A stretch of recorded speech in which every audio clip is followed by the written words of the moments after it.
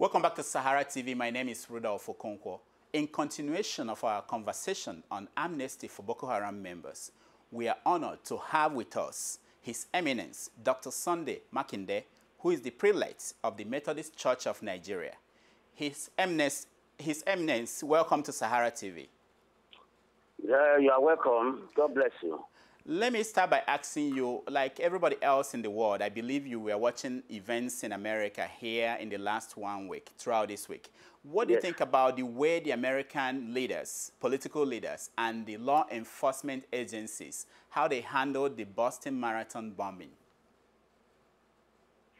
I was happy because they handled the precision and with political will. And I was so happy that they handled it promptly and adequately.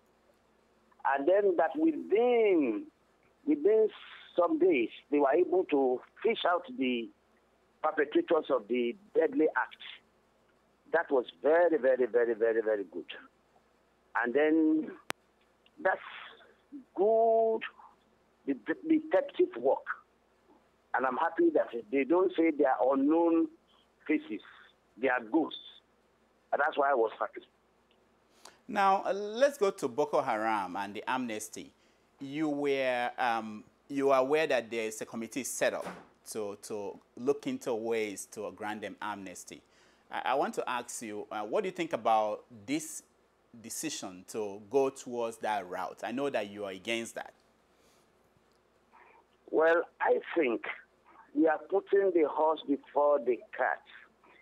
We should have dialogue first and find out what are the problems they are agitating for before the amnesty. You can't give amnesty without knowing what are the grievances. You can't just go killing people, bombing churches, killing Christians, bombing barracks, international houses, and so on, without a reason. What are your reasons? Then if the federal government fails to address the grievances, then we will know. Because the law of the land is there for anybody who is involved in acts of criminality. As I'm talking to you, over 1,500 people have been killed, over 200 churches burned down, many people lost their property and so on. Nobody is discussing on how to ameliorate or compensate them. And we're putting amnesty first. Why? I'm not opposed to amnesty as per se, but I think some spade work must have been done before the amnesty is considered. Who are these people? Let us identify them. For instance, the bombing in America, they have identified the people. What are their grievances? Then call them to a dialogue table. Dialogue, discuss. To judge is better than to war. When you discuss with them, you know their grievances. Then you will know how to handle the matter. But the offenders now, they are appealing to the offenders rather than the offended. They have left the offended. And that's why we are bitter about it. And that amnesty can never last because the taproot of their grievances is not addressed. What are they fighting for? The Niger Delta people, when they were agitating, they told us they were fighting for, they said they were fighting for neglect of Niger Delta, where they are taking more oil in Nigeria, degradation of the environment, pollution of the environment, neglect of their area. We know that. But what are the grievances of the members of Boko Haram? Let us know. Let the public know. His Eminence, if we look at some of the videos they've been posting, they say that they want to Islamize Nigeria. They're against some of the traditional institutions in the northern part of the country. Are you saying that we are not Sharia? They want to introduce Sharia. Exactly. So those are their positions. That's quite religious. Because in the Constitution of the Federal Republic of Nigeria, there's freedom of worship. And if there is freedom of worship, nobody can contemplate Islamizing Nigeria. And nobody can say, okay, this is a particular legal system we want. In fact, the Sharia legal system is even already there. But it's more than that. They're only deceiving ourselves. So, it's more than that. So His Eminence, what should be done? They've said this is what they wanted, and the government is saying that it's not possible. You just said that you can't Islamize Nigeria. But if that is their goal, why don't the discussion be, a wider discussion about the nature of the state? Why is it that most people are still running away from demanding for a national conference? Because if you want to look at it, that's my own. I am a proponent of national conference. Mr. Udo, let me tell you, unless we have a national conference in Nigeria, we cannot solve our problems. How are we going to live together as a nation without religious conflict? Which has always religious crisis. We trace it from the north. No single religious crisis has ever arisen from the south. We have political problems here. We have economic problems here. How do we live together as a people? Where I can live and practice my religion. Where I can live and perform my business without any molestation or destruction. We are postponing the evil day. Until we come together and have a national conference, I don't think we can. The unity will be a mirage. Will be a mirage. Now, His Eminence, just to form that. Yeah. Yes. His Eminence, I know you are a commander of the Order of the Niger, and you were at one time the president of the Christian Association of Nigeria. I'm assuming that you were close to presidents. You've been around them. Why do you think that they ignore people like you or your suggestions or about, especially in this case of amnesty, that may not be the way to go? Well, there are so many advisors, and I pity Mr. President. I pity him. As a leader, we all want, I'm the commander of the Order of Nigeria. We want the unity and oneness of Nigeria. I want it. And I don't want Nigeria to be divided. In unity we stand. We are the giants of Africa. But if they want to give amnesty, they must consider dialogue first. And they must consider amnesty and compensation to those who have lost their lives, those who have been maimed, those who have lost their property, the churches they have destroyed, together. So that one, you will do more damage. Because those people who have been offended too will rise up one day. And it's very, very, very dangerous. You are creating precedents. And another group will come from the south or southwest or southeast and do the same thing. And you will ask for amnesty. Before the Niger Delta amnesty, there was dialogue. Even Mr. President was saying that they sent him to the boys in the Greek and they discussed with them. It was under the discussion that amnesty followed. Let us find these boys, these people. Let us discuss. Let us dialogue. When we dialogue, tell us what are your grievances. The grievances are more than the Islamization of Nigeria, which is quite impossible. You cannot go to the east and Islamize them. I cannot go to the north and Christianize them. They cannot come to the west and Christianize. And Muslims and Christians work together in the west. I'm from the west. We are brothers. Because there's family affinity in the west more than the north.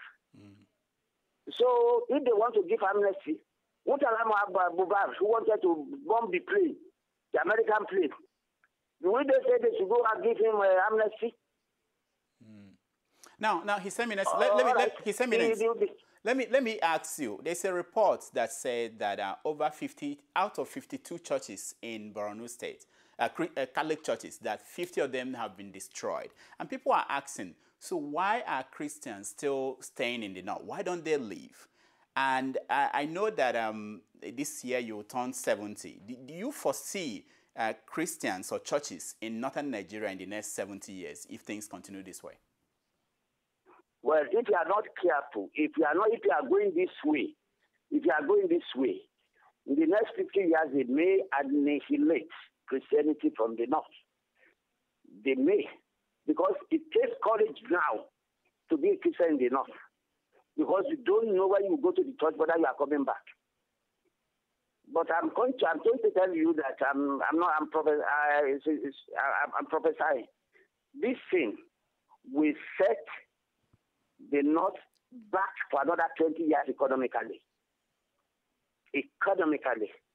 Because no serious Nigerians or international community members will go to the north to invest, because they know that security there is porous. Security there is elastic. Security there is not constant. You look at political and social stability before you invest. And all right, now people are moving from there now. They don't invest. People are canceling their invest. People are coming to Lagos. People are going to Ghana. People are going to the east. And it's not good for their economy. It's not good for their economy. I'm just appealing to the northern elders and leaders and religious leaders and traditional leaders to come to dialogue with their people first. Because amnesty cannot solve this problem now. Let us go to the tap root of the problem. Let us know what are their grievances. And I'm telling you, it's more than religious. They are just using religious as cosmetic reason.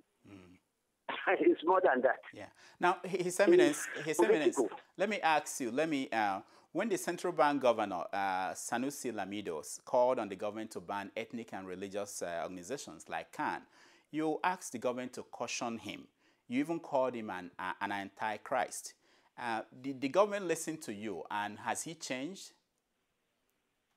Well, that one is a lonely person in the wilderness. And he doesn't even know what he was saying by saying CAN should be.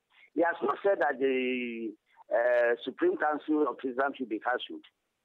To me, I don't even listen to such a call from Sanusi. Because he doesn't know what was said. The unity of Nigeria is not in his heart. Because if he can say that Nigeria should be proscribed, he doesn't love Nigeria. Because he should tell us the number of what should happen to them in the east and the west, and you tell me the population of Christians and the Muslims in Nigeria. To me, it's not common sense. I told them to fall into order because he cannot just say that. And it's a religious bigot anyway.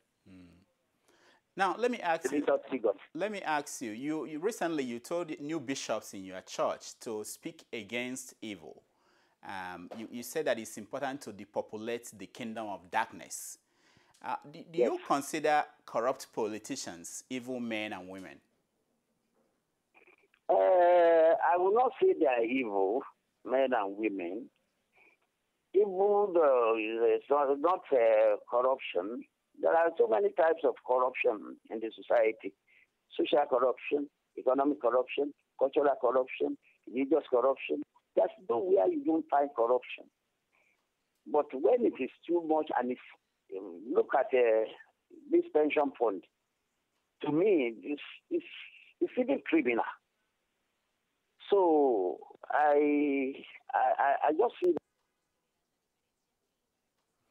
Okay, I think we lost His Eminence again, and when we come back, we will round up this conversation. I would like to ask him about his church, which has been in Nigeria for over 100 years, and has been instrumental in the education and the fight for independence and every other thing that happened in Nigeria for over 100 years. Yeah, hello. Oh, His Eminence, welcome back. Yeah, hello, yes. Welcome back. Okay. So you were talking about evil and the politicians. Not all politicians. Okay, I think the calls... I call those politicians eliminating one another as evil. politicians in Nigeria, so many of them are good people, neat people, religious people. Not. It's only when you eliminate political killing, I can describe as evil, political killing. That's all. But I find so many Nigerians, so we are having political stability now. We are having political stability now. It's because we have decent politicians. Now, you talked about your bishops. You asked them to speak out. Do you feel frustrated that some prominent bishops and church leaders, they appear not to be interested in speaking out against evil? Why? They should not. If they see evil, they must say evil is evil. And that's all. And when they see something that is good, they must commend them. We should not just cry, evil, evil, evil, evil on politicians. Not all of them are evil. At all. Not all of them are evil. Now, and then that's why I ask all of them, when they say the religious leaders must be the conscience of the nation. Must be the conscience of the nation. Where we have to say, "Thus says the Lord," we must say it. We must not compromise evil. We must not compromise truth. That's what I'm saying. I know that recently your church, there was a crisis that kind of a division when you gave the Knightship to Governor Akpabio of Governor Akpabio. So I wanted to know, and he wasn't a member of your church. That's the report that came out. How did that come about? It came about, we gave it to friends of Methodists. His parents, mother was a Methodist. There was no cry about it. There's nothing you do people will not criticize. He's been a friend of the church. And he has helped in the church even before he became the governor. Okay. So that's part of the tradition of the church. It's not a gift. And then we have a criteria. He made the criteria. And the people from the area, too, even recommended that to us. And then we find him suitable for it. Okay. And the mother was a Methodist. Okay. Strong one for that. We buried him. The time adversary, we did it, and so on. So that's just it. And Akwa Ibom is one of the strongest area of Methodism in Nigeria. Go to Ikotepene, go to Ekech, go to Ikotabasi. Everywhere like that, you will see all Methodists, area of Methodists going to Calabar. So it's because of his suitability. That's it. I understand that the Methodist Church came to Nigeria even before Nigeria came into existence. Now, as we prepare to celebrate, as we prepare to celebrate the 100 years of nationhood as a country, as in Nigeria, what do you think about that prospect? Do you think Nigeria is becoming stronger, or do you think that we are really becoming weaker, that we may not even make it to that 100 years? Well, we can say thus far the Lord has assisted us. We have fought the civil war, we overcame the civil war, and we are still one entity today. We will reach that stage one day. It may not be at once, but we will. But I think that we are still one after fighting that civil war. We have something to celebrate. Don't mind the problems we're having now. Nigeria will overcome that problem. It's a teething problem. It's very slow. And then what set us back? Let me tell you, Mr. Uda, what set us back most was the incursion of military in politics. That's what set us back. Okay. His Eminence, let me ask you, we just have 2 minutes left. What do you think about this? What set us back as a nation is the incursion of military in politics. It gave us serious setback. If our politicians are fumbling and fumbling, let them continue to fumble, let them continue to stumble. One day they will get it right. You see now, at the state level, At the federal level, no more what they call please remove the Senate president, remove this one, remove the government. That one has stopped. We are getting it right now. And then we will continue to get it right. If we have not gotten past mark, it's because of the caution of military in politics. Now, that's why we have not reached the promised land. Let me ask you before you go, what do you think about this idea of pastors or heads of churches owning jets when most of their members are very poor and there's no accountability as to how this money they used to buy these jets came about and who owns it? What do you think about that? Ownership of churches and the lifestyle of these pastors, especially those that buy private jets? Well, that's their private matter. It's not for public or debate. It's private to them. And then it's their practice. And what they have said, since they have not stolen the money to buy it, that's their private life and private effect for their church. And I cannot condemn anybody or preach anybody. But what did the Bible say? I mean, what will you preach to you if your members say we are going to buy you a jet? What will you say to them? I will consider the priority of the church. Methodist Church of Nigeria is one of the first Orthodox in Nigeria. We concentrate on social amenities, education, medical services, and social services, like the first leper colony in Nigeria. We have it. We have so many schools and colleges. We have not even established a university now. I'm not getting enough money to fund it. So that's priority. It depends upon priority. Wow. That's all. Yeah. One last. If they tell me, I'll tell them the priority. But you can't. Comparison is studious anyway. One last question. I know you are going to turn 70 this year. What are you? Yes. How are you going to celebrate, and what are you going to do after that? Will you continue to be speaking out, and will you continue to lead the church? By the grace of God, I still be active behind the screen in the church. And wherever I say on national issues, I'm a Nigerian. I'm entitled to speak on national issues. But I will say the ones that are edifying, the ones that will unite the country. But when I say something that is civil, I will say it is civil. And when I see something that I can commend the government for, I will commend the government. That's it. Because there's nothing so useless. But, the church is speaking arrangement to celebrate. My children are ready. My children have even mapped up some things for the celebration of my 70th. My children have done that. And the church is doing that too. So I give glory to God. Just continue to pray for me that I will end strong. His Eminence, thank you so much for coming to SaharaTV. God bless you, my dear. Thank you. Thank you. All right. All right. When we come back, we are going to continue our programming today. We are going to talk to Charles Wiwa, who is one of the Ogoni activists. So stay tuned.